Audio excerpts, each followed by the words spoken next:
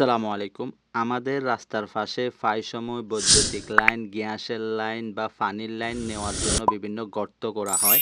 দুঃখজনক বিষয় হচ্ছে যে ওইগুলাকে তেমন একটা গুরুত্ব দেয় না এবং ওইখানে কোনো সেফটি ব্যবহার করে না। জায়গাটা পর্যন্ত চিহ্নিত করে রাখা হয় না। এমনি কাজ যতক্ষণ চলতেছে, চলতেছে, না হয় এভাবে রেখে চলে যায়।